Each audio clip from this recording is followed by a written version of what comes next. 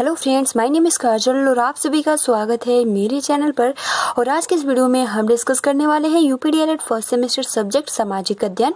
और आज का जो हमारा टॉपिक रहेगा वो रहेगा मिस्र की सभ्यता। जी हाँ फ्रेंड, जैसे कि हमने कल डिस्कस किया था मेसोपोटामिया की सभ्यता, और आज का जो हमारा टॉपिक रहेगा वो रहेगा मिस्र की सभ्यता। और अगर आपने प्रीवियस वीडियोज नहीं देखे हैं तो आप सभी को प्ले लिस्ट का लिंक कमेंट्स बॉक्स में मिल जाएगा, आप वहाँ से जाकर देख सकते हो। तो चलिए फ्रेंड्स शुरू करते हैं। वीडियो को लाइक कर दीजिए और अपने फ्रेंड्स मित्रों को शेयर कर दीजिए। तो सबसे पहले तो हम जानते हैं कि मिस्र की सभ्यता की विशेषताएं क्या हैं। तो मिस्र की सभ्यता विश्व की प्राचीन सभ्यताओं में से एक विशिष्ट स्थान रखती है। इस सभ्यता की प्रमुख विशेषताएं जो थी वो निम्नलिखित है। पहला, हम जानते हैं कि मिस्र की सभ्यता का जो शासन व्यवस्था था वो किस तरीके से था। ठीक है, तो सबसे पहला तो पॉइंट्स आप यही क्लियर कर लीजिए, जो मिस्र की सभ्यता थी, जो उसका शासन व्यवस्था था वो बहुत ही निरंकुश शासन व्यवस्था थी। ठीक है, जिसका सर्वोच्च अधिकारी फारो, यानी मिस्र की सभ्यता में राजा को क्या बोला जाता था, तो फारो बोला जाता था। सबसे महत्वपूर्ण ये पॉइंट है, एग्जाम में प्रश्न पूछ लिया जाता है कि फारो किस सभ्यता में कहा जाता है, तो जो मिस्र की सभ्यता है उसमें राजा को फारो कहा जाता है। ठीक है, और जो उनकी शासन व्यवस्था थी वो बहुत ही निरंकुश व्यवस्था थी। राज्य की संपूर्ण भूमि का स्वामी भी राजा ही होता था। आप देख सकते हो कि राज्य का जितना भी आपका भूमि जमीन हो गया, उसका जो स्वामी होता था वो फारो यानी राजा ही होता था। तथा मिस्रवासी उसे ईश्वर का प्रतिनिधि मानते हुए पूजते थे। और फारो की सहायता के लिए अनेक पद अधिकारी होते थे, जिनमें प्रमुख मंत्री था। और राज्य की आय का प्रमुख स्रोत भूमि कर ही होता था। ठीक है, तो ये आप सभी को समझ में आ गया होगा। प्रश्न ऐसे पूछा जा सकता है कि मिस्र की सभ्यता की शासन व्यवस्था कैसी थी। तो पहला पॉइंट यही रहेगा कि जो मिस्र की सभ्यता की शासन व्यवस्था थी, जो इसमें शासन व्यवस्था थी वो निरंकुश थी, और इसमें राजा को फारो कहा जाता था। और संपूर्ण जितना भी भूमि था उस पर अधिकार राजा का ही था। और वहाँ के लोग राजा को यानी फारो को ईश्वर का प्रतिनिधित्व मानते थे। और फारो की सहायता के लिए बहुत सारे पद अधिकारी बनाए गए थे, जिनका प्रमुख कौन था, तो मंत्री था। ठीक है, और राज्य की आय का प्रमुख स्रोत उनकी भूमि कर ही होता था। ठीक है, ये आप सभी को समझ में आ गया होगा। अब हम जानते हैं सामाजिक जीवन मिस्र सभ्यता कैसी थी। तो सामाजिक जीवन यानी मिस्र का समाज 3 वर्गों में विभक्त था। ठीक है, जैसे कि हमने कल डिस्कस किया था मेसोपोटामिया, उसमें भी 3 उच्च वर्ग, मध्यम वर्ग और निम्न वर्ग। उच्च वर्ग में आपके राजा, ठीक है, पुरोहित, ये सभी आ जाते हैं। मध्यम वर्ग में आपके किसान आ जाते हैं, और जो आपका निम्न वर्ग है उसमें दास वर्ग आ जाते हैं। ठीक है, तो इसमें देखिए मिस्र की सभ्यता में भी 3 वर्गों में विभक्त था। उच्च वर्ग जिसमें राजा एवं राजवंश के व्यक्ति, सामंत, जमींदार तथा अन्य धनी व्यक्ति आते थे। द्वितीय जो है वो मध्यम वर्ग, मध्यम वर्ग में आपका व्यापारी, व्यवसायी, बुद्धिजीवी वर्ग आते हैं। और तृतीय वर्ग में कृषक, मजदूर एवं निर्धन व्यक्ति आ जाता है, यानी जो गरीब है वो निम्न वर्ग में आ जाते हैं। और इन समस्त वर्गों के रहन सहन में पर्याप्त अंतर था। मिस्र के निवासी भोजन में गेहूं, जौ, मांस, मछली, दूध और खजूर का प्रयोग करते थे। और मिस्र में स्त्रियों की स्थिति सम्मानीय थी। ठीक है, और स्त्रियां सार्वजनिक एवं धार्मिक समारोहों में पुरुषों के साथ भाग लेती थी। उन्हें पुरुषों के समान सभी अधिकार प्रदान किए गए थे। तो इस तरीके से आपका जो मिस्र की सभ्यता था वो जो, ठीक है फ्रेंड्स, तो सबसे पहला पॉइंट इनका जो मिस्र की सभ्यता का जो सामाजिक जीवन था, सबसे पहला पॉइंट तो यही कि जो उनका समाज था वो 3 वर्गों में विभाजित था। पहला आपका जो था वो था उच्च वर्ग, जिसमें आपका जितने भी धनी व्यक्ति थे वो आ जाते थे। फिर दूसरा था मध्यम वर्ग, उसमें जो भी व्यापार करने वाले बुद्धिजीवी वो आ जाते थे।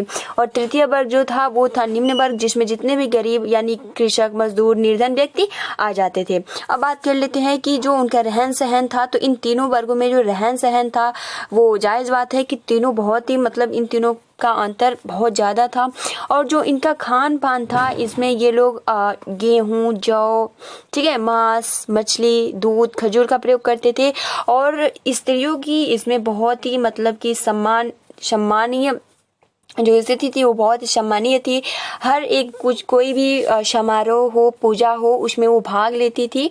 ठीक है, और उन्हें पुरुषों के समान सभी अधिकार प्रदान किए गए थे। तो बस आप सभी को ये पॉइंट्स क्लियर करना है। अब हम जानते हैं कि जो मिस्र की सभ्यता है उसका धार्मिक जीवन कैसा था।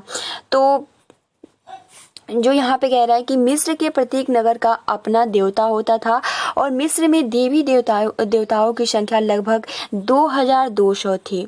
इनके प्रमुख देवता सूर्य थे, जिन्हें रे, रा, होरस आदि के नामों से जाना जाता था। और मिस्र निवासी देवी देवताओं के अतिरिक्त पशुओं की भी पूजा करते थे। इसके साथ ही मिस्रवासी अपने सम्राटों को, फराओं की भी पूजा देवी देवताओं के समान करते थे। जस्ट हमने शुरू में ही डिस्कस किया था कि वो राजा को ईश्वर का प्रतिनिधित्व मानते हैं और राजा को फारो या फराओ बोलते हैं।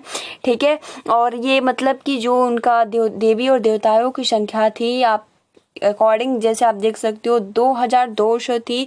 और इसमें जो प्रमुख देवता थे वो सूर्य थे। ठीक है, जिन्हें रे, रा, होरस आदि के नाम से जाना जाता है। तो फ्रेंड्स, ये आपसे क्लियर हो गया। और सबसे महत्वपूर्ण है कि ये पशुओं को भी पूजा, मतलब पशुओं की भी पूजा करते थे और अपने जो राजा थे उनको भी पूजा करते थे। अब देखिए इनका जो व्यवसाय एवं व्यापार था वो किस तरीके से था। तो मिस्र के लोगों का प्रमुख जो कार्य था वो था खेती करना था।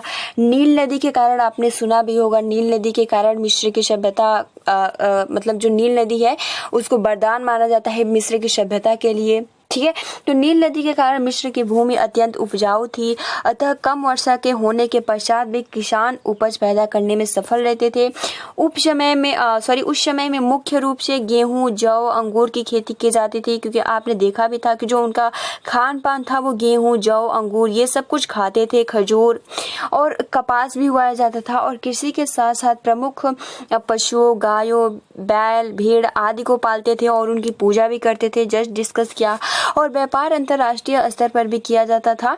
ठीक है, मतलब दूसरे देशों से भी किया जाता था जो उनका व्यापार था। और विभिन्न वस्तुएं भारत में यथा जैसे कि आपका इत्र हो गया, रंग हो गया, मसाले हो गए आदि भेजी जाती थी और अनेक वस्तुएं मंगाई भी जाती थी। यानी जो आपका मिस्र की सभ्यता का जो व्यापार था वो मतलब अंतर्राष्ट्रीय व्यापार था, वो एक्सपोर्ट और इंपोर्ट दोनों ही करता था। ठीक है, और अब यहाँ से आपका चीन की सभ्यता का स्टार्ट हो गया है, तो इसके बारे में हम थोड़ा सा देख लेते हैं। ठीक है, तो चीन की सभ्यता, और देखिए फ्रेंड्स इसमें ज़्यादा मतलब डीपली नहीं दिया है, कुछ बहुत ही महत्वपूर्ण पॉइंट्स आप सभी को याद इसमें करने हैं। ठीक है, अब देखिए अगला पॉइंट है आपकी चीन की सभ्यता। तो चीन की सभ्यता जो हुआ था वो हुआंग हो नदी घाटी में विकसित हुआ था। सबसे पहला प्रश्न तो यही बन जाएगा कि जो चीन की सभ्यता का विकास हुआ है वो किस नदी घाटी में विकसित हुई है, तो वो है आपका हुआंग हो नदी। ठीक है, हुआंग हो नदी की घाटी में विकसित हुई और यह स्थान चीन की उत्तरी क्षेत्र में स्थित है। और इस सभ्यता का विकास होने पर कुछ लोग दक्षिण दिशा में यांगशी क्यांग नदी की घाटी में जाकर बस गए। यह भूमि भी उपजाऊ थी। जो चीन की सभ्यता थी, सबसे पहला पॉइंट्स किया, हुआंग हो नदी में यह विकसित हुई थी और यह जो स्थान था वो चीन के उत्तरी क्षेत्र में स्थित है। और इस सभ्यता का विकास होने पर कुछ लोग दक्षिण दिशा में यांगशी क्यांग नदी की घाटी में जाकर बस गए और यह भूमि भी जो थी वो बहुत ही उपजाऊ थी। और चीन में प्रमुख राजवंशों में शांग वंश, चाओ वंश ये थे। और शांग वंश के शासकों ने लगभग ईसा पूर्व 1766 से ईसा पूर्व 1122 ईसा पूर्व तक शासन किया। और इनके शासन में चीन में प्रत्येक क्षेत्र में उन्नति हुई। और चाओ वंश ने 1112 ईसा पूर्व से लेकर ईसा पूर्व 249 तक शासन किया और पहले काल की तुलना में इसमें अधिक विकास हुआ। और इसलिए इस काल को चीनी इतिहास का स्वर्ण युग मानती है, क्योंकि इसमें जो बहुत ही उन्नति हुआ, तो इसलिए इस काल को चीनी इतिहास का स्वर्ण युग माना जाता है। अब फ्रेंड्स हम जानते हैं कि चीनी की सभ्यताएं की विशेषताएं क्या है, इसके बारे में हम पॉइंट टू पॉइंट डिस्कस कर लेते हैं। तो देखिए सबसे पहला तो पॉइंट्स यही हो जाता है कि जो चीन की सभ्यता था उनका जो सामाजिक स्थिति थी वो किस तरीके से थी।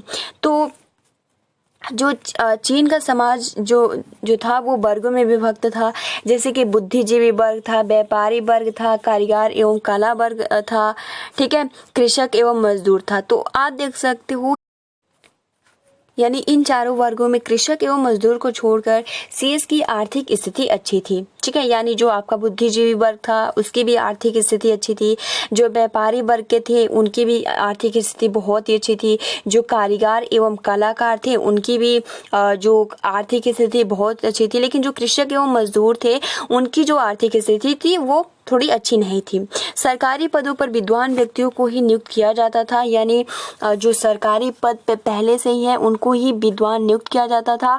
और चीनी समाज में संयुक्त परिवार की प्रथा थी, ठीक है। और प्रारंभ में इस समाज में स्त्रियों की स्थिति ठीक थी, परंतु धीरे धीरे कमजोर स्थिति होती गई। यानी पहले स्त्रियों को सम्मानजनक स्थान दिया जाता था, लेकिन बाद में इसको मतलब कि सम्मान की नज़र से नहीं देखा जाता था।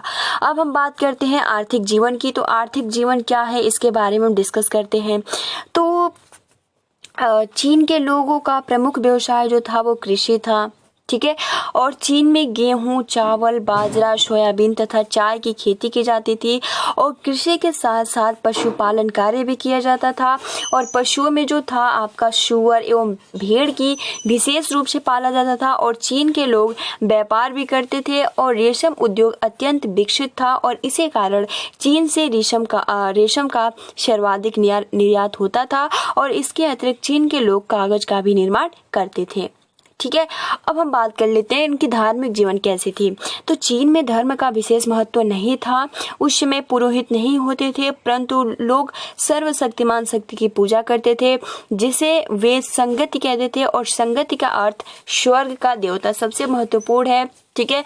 जो उनका धार्मिक जीवन था वो मतलब कि चीन में धर्म का ज़्यादा विशेष महत्व नहीं था, क्योंकि उस टाइम कोई पुरोहित नहीं था। लेकिन जो वहाँ के लोग थे वो सर्वशक्तिमान में यानी शक्ति की पूजा करते थे, जिसे वो क्या कहते थे, तो संगति कहते थे। संगति मतलब होता है स्वर्ग का देवता, यानी राजा को संगति का पुत्र माना जाता था। और इसी कारण राजा की पूजा की जाती थी। तो फ्रेंड्स, आप सभी को बस इसमें आपका चीन का सभ्यता इतना ही पॉइंट्स याद करना है, ज़्यादा इसमें कुछ याद करने की ज़रूरत नहीं है।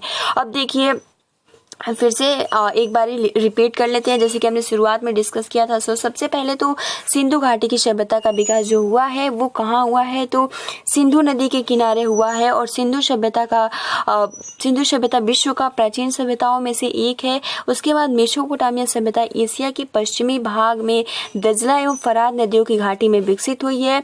और मेसोपोटामिया में ही विश्व की 3 सभ्यताएं हैं, सुमेरिया सभ्यता, बेबीलोनिया सभ्यता, असीरिया सभ्यता। फ्रेंड्स, आप तीनों को ये जितने भी सभ्यताएं हैं, सुमेरिया सभ्यता, बेबीलोनिया सभ्यता, असीरिया सभ्यता, इनकी राजधानी आप सभी को बताना है, ठीक है।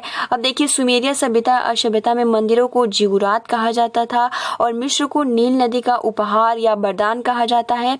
और मिस्र में फारो के मकबरों को पिरामिड कहा जाता था। यानी आप सभी को पता है मिस्र की सभ्यता यानी मिस्र के लोग राजा को फारो कहते हैं।